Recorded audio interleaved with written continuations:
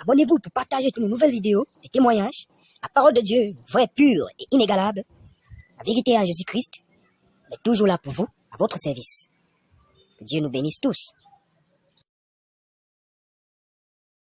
Bien-aimés, soyez bénis au nom de notre Seigneur Jésus-Christ. Ça, c'est juste une exhortation pour parler aux chrétiens qui s'intéressent encore aux choses du monde.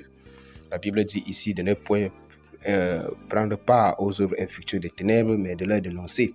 Ici, nous ne dénonçons pas, nous n'avons pas pour habitude de dénoncer les païens.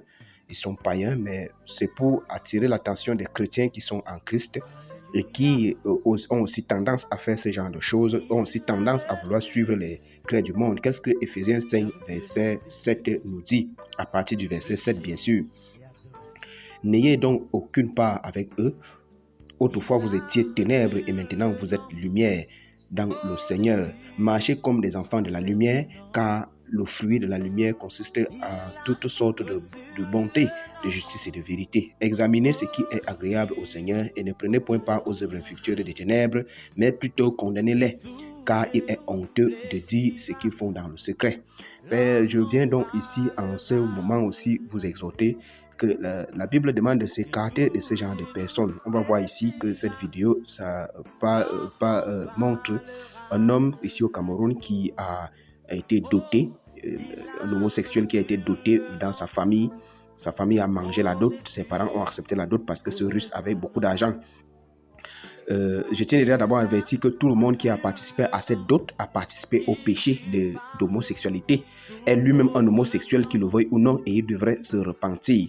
Donc cette vidéo est appel à tous les jeunes, appel à tous les mamans et tous les papas, et tous ceux qui sont amoureux de l'argent, tous ceux qui sont cupides à cause de l'argent, vous acceptez marier deux hommes, ce qui ne se faisait pas ici au Cameroun. Je vais aussi lire dans Exode 20 par rapport à ceux qui font des scarifications et des tatouages sur la peau.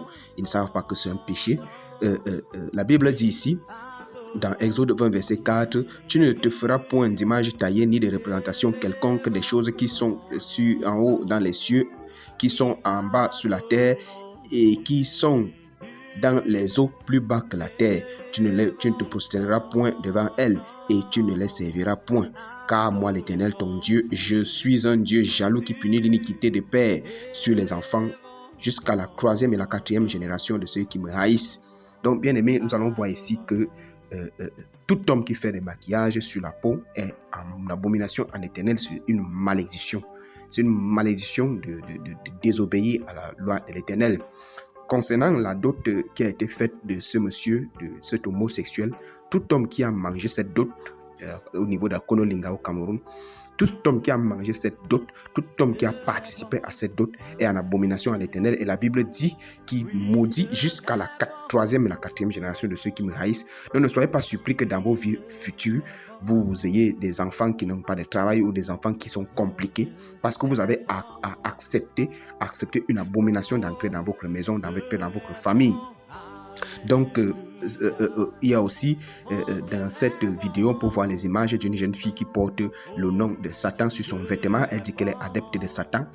Cette image nous fait voir qu'elle est une adepte de Satan. Elle vit pour Satan. Satan est son Dieu. Elle porte ses vêtements et il ne se cache même plus. C'est pédé qui ne se cache plus. On voit aussi ici que dans cette vidéo, on montre les cercueils pour montrer ici que après toutes ces choses, après tout cela, il y a la mort qui t'attend. Quel est le sort qui nous attend après la mort? Qu'est-ce que tu feras? Qu'est-ce que tu diras à Dieu? Es-tu allé pour signer les mariages homosexuels? Es-tu venu sur la terre pour dire que tu es adepte de Satan? Quelle est ta mission sur la terre, toi, homme? Vanité de vanité, quelle est ta mission sur la terre? Même si tu auras construit des immeubles, c'est monsieur qui se marie avec un russe, c'est monsieur qui se marie avec un russissime russe, est-ce que après sa mort, il pourra dire à l'Éternel pourquoi est-ce qu'il a fait cet acte? Nous ne savons pas. Mais ici, je vais exhorter mes frères et sœurs en Christ que les clés du monde, les choses du monde, nous ne devons pas prendre part à ce genre de choses. Cela n'est pas notre partage. Bien-aimés en Christ, soyons des imitateurs de Christ comme Paul nous le dit. Soyons des imitateurs de Christ. Marchons sur les entrains du monde. Après ta mort, quel est le sort qui t'est réservé, mon frère, ma sœur? Toi qui m'écoutes, toi qui m'entends, toi qui comprends ce que je suis en train de dire actuellement, ce message s'adresse à toi. Donne ta vie à Jésus si tu ne l'as pas encore fait. Et si tu es celui qui marche par hypocrisie, qui part dans les deuils pour manger les nourritures de deuil, qui part dans les veillées de nuit de deuil, qui part dans les boîtes de nuit, qui fait encore selon des entraînes du monde, Père aimé, après ta mort, qu'est-ce qui te sera réservé? La mort ou l'enfer ou le paradis? Commence à réfléchir dès maintenant. Repends-toi et donne ta vie à Jésus-Christ. Père bien-aimé, donne ta vie à Jésus-Christ. Après la mort, c'est la vraie vie qui va commencer. Parce que cette vie après la mort, c'est la vie éternelle. Soit c'est l'enfer éternel, soit c'est le paradis éternel. Quel est ton sort, mon frère? Quel est ton sort? As-tu déjà pensé au jour de ta mort? On voit des pédés qui se marient, on voit des hommes qui commencent déjà à se marier, qui couchent entre eux. Après ta mort, quel est le sort qui t'est réservé, mon frère? Quel est le sort qui t'est réservé? Si tu ne l'as pas encore fait, je te conseille, donne ta vie à Jésus. Tu peux réciter une simple petite prière. Seigneur Jésus-Christ, en disant, Seigneur Jésus, je reconnais que je suis un pécheur, je reconnais que je pêche chaque jour contre toi. Je te prie à partir d'aujourd'hui de m'accepter dans ton royaume. Je t'accepte aujourd'hui comme Seigneur et Sauveur personnel. Accepte-moi, pardonne-moi pour tous mes péchés et pour toutes mes iniquités. Je décide à partir d'aujourd'hui marcher non selon les enclins du monde, de porter des choses, des talons et autres, mais de marcher selon la voie de Jésus-Christ. Non point selon l'enclin du monde, mais selon toi. Après avoir fait cette légère prière, tu pourras dire simplement Amen. Père, et dis au Seigneur Jésus-Christ qu'il est ton Père. Prie et remets-toi entre les mains de Dieu. Sois béni, mon frère. Remets-toi entre les mains de Dieu et ne sois plus hypocrite. Chasse toute hypocrisie dans ta vie. Si toi, tu es encore un hypocrite qui vit selon les enclins du monde, et même si tu le fais en secret, sache que Dieu te voit et Dieu te connaît. Dieu sait ce que tu fais. Il y a certains qui viennent en Christ, ils font croire aux gens qui sont chrétiens, mais en réalité, ce sont les mondains. Comme dans certains groupes de réseaux sociaux où certains, tu vois bien un groupe chrétien, des célibataires ou quoi que ce soit, je ne sais pas.